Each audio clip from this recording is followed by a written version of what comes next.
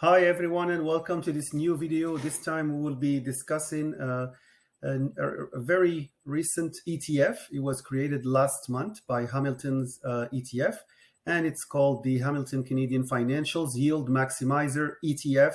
The ticker symbol is HMAX. Why did I choose to speak about this fund? That's because first of all, the covered call ETFs that are targeting the Canadian financial sector are very popular with income investors. And HMAX basically comes in competition directly with ZWB, which is another it's an ETF that exists for years now. And it's a covered call ETF that targets the Canadian banking industry. So that ETF is quite popular, and HMAX, it comes here a direct competition with ZWB. And there is a lot of talk around HMAX, especially that the target yield set by Hamilton's ETF is 13%, which is really a high dividend yield compared to ZWB from BMO.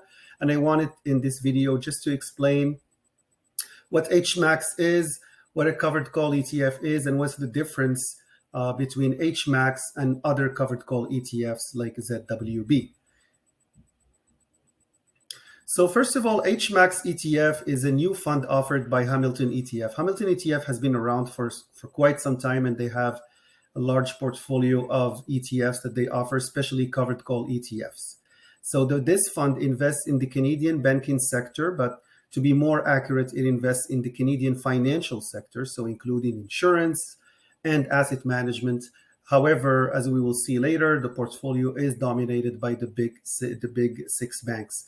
The fund aims to provide an attractive dividend yield. We're talking here about 13%, which is really high, and using a covered call strategy. This covered call strategy basically will be applied on 50% of the portfolio, and the aim is to collect premium and maximize monthly distribution. So before we dig in here, you could see here that the inception date is January 19, 2023. So it's been less than a month, but I predict it will be quite popular since the target yield is 13%. So it will attract for sure a lot of income-oriented investors. Just quickly, just to go back to what a covered call ETF. A covered call ETF, it's an ETF that will use the covered call strategy on a portion or all the portfolio, basically. To try to enhance the yield, and doing that, how they enhance the yield is by issuing call options. It's basically a conservative strategy. A covered call ETF is for someone who is really income oriented and conservative. They want less volatility and high income. So that's the main advantage. Now, one of the issues with covered call ETF is the overall performance, price performance plus the dividend performance, which we call total return, tend to be lower and low compared to a classic dividend ETF. So this is just to go back to what a covered call ETF is. Now let's dig into what HMAX does. So HMAX, if you go to their website, their primary claims here, obviously you have the dividend yield of 13%. And so they're saying what makes HMAX different. So they're talking about that the covered call strategy is used at between 30 and 50% of the portfolio out of the money. And HMAX is able actually to provide a 13% dividend yield because they are using a covered call strategy on 50% of the portfolio, not 30% like the other funds. And it's at the money, not out of the money like all the other funds. So in other words, I will try to explain what all of this means. So the first one, covered call is applied at 50% of the portfolio. As an investor, this will mean for you that you are 50% of the ETF is a classic dividend ETF. You can expect the average dividend yield that those banks and financial insurance companies pay, plus any capital appreciation. So if there is a rally in the banking sector, you get only 50% of that rally. And it's just because of the other 50%, we're using a different strategy. So for your first 50%, it's like a normal dividend ETF. The other 50% is using the covered call strategy, which basically enhances the yield because of all the options, call options that are being issued. And the basically the objective is to enhance the distribution. So it's just for you to understand what you are investing in. And a covered call strategy, there is no potential for growth or limited potential of growth, and I will explain why. But this is the main drawback of owning a covered call ETF.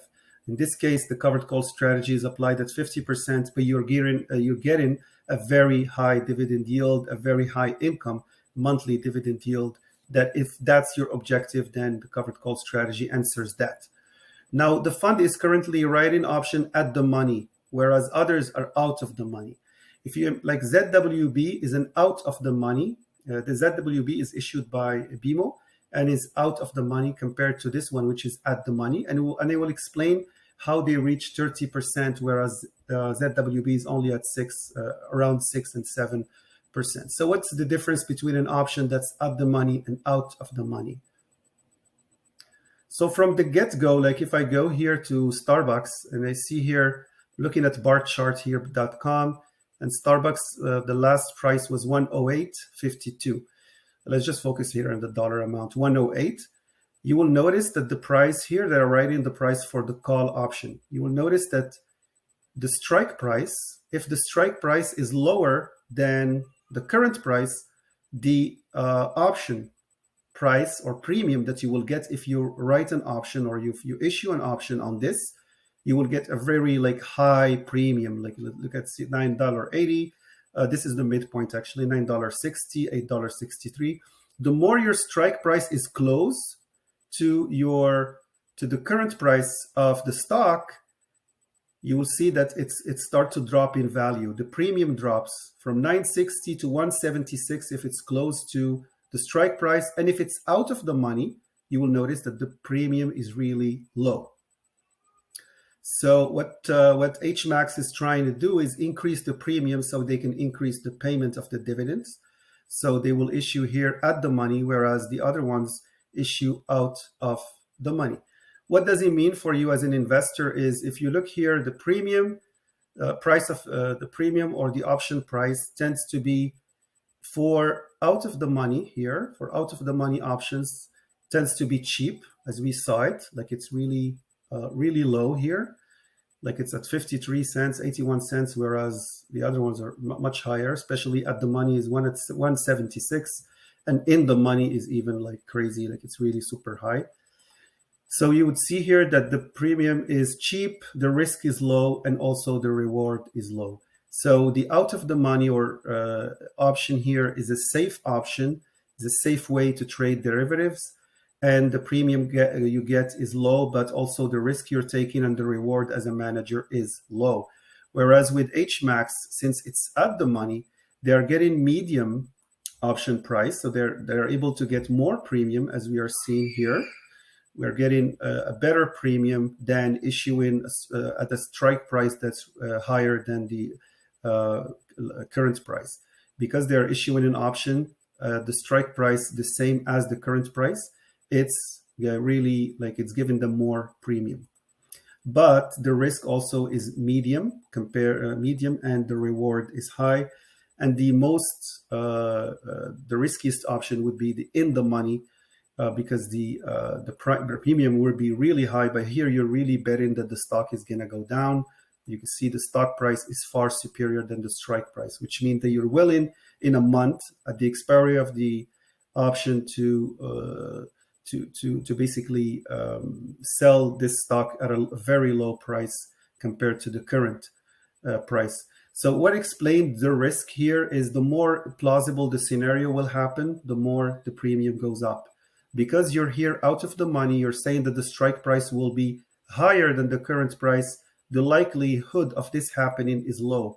Whereas when you're at the money, the likelihood is okay because you're issuing the strike price close to the current price. And if the strike price is really lower than the current price, then the probability of the option being exercised is super high, and everyone is interested in buying your option because the likelihood of its materializing is really high. So it's really good for the traders on the other side. So that's for the difference. Now, what's the impact?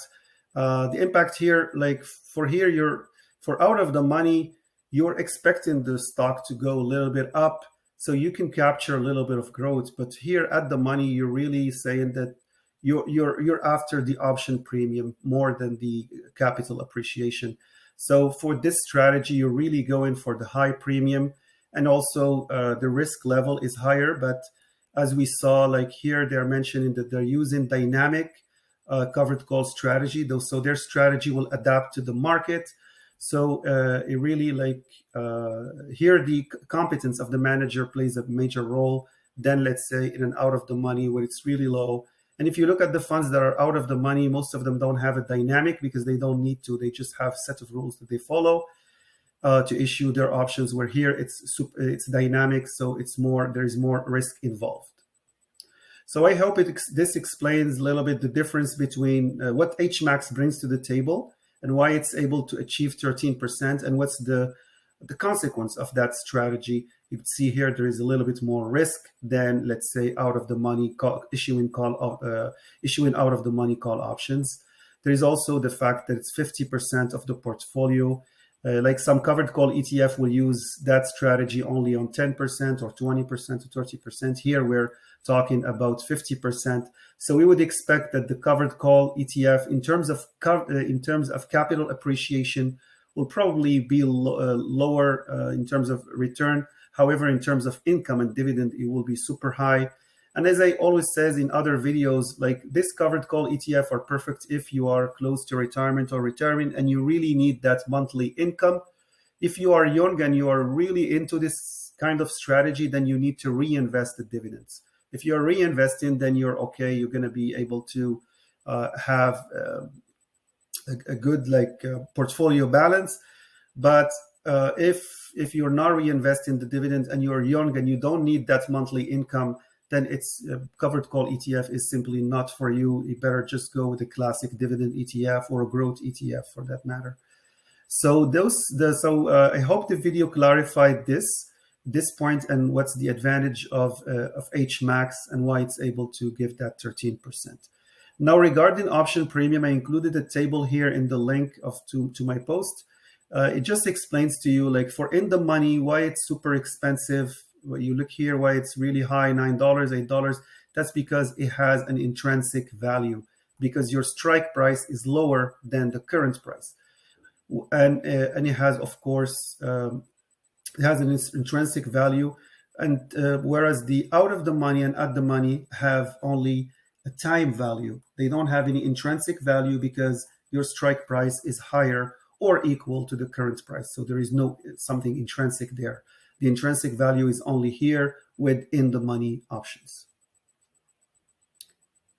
Okay. Here I go back again to explaining the difference between ZWB and HMAX. Both use 50% of the portfolio in their covered call strategy. In terms of option, ZWB is out of the money, so it's less risky, and HMAX is at the money, a little bit more risk, but the dividend yield is really attractive here. It's a target, but I think they are already on set to reach that target. For the portfolio allocation, ZWB is 100% in the big 6 banks, whereas HMAX is a little bit more diversified, including insurance and asset management companies, but it remains at 76%, the big 6 banks. So it's really in direct competition with ZWB. Okay. And for the dividend schedule, the first dividend actually will be paid on March 10th, and the ex-dividend date is February 27th. Regarding HMAX ETF, the holdings are, as I said, the big 6 banks are here. So RBC, TD, Bank of Montreal, BNS, and we have also some asset management companies and Manulife Insurance, Sun Life, Intact Financial. So it's quite diversified, and it gives you an exposure to the whole financial industry, basically. And you could see here the allocation. Hope this video was helpful to you to understand what's the difference between HMAX and other Canadian banks ETFs. And please, if you like the content, don't forget to like and subscribe. And thank you.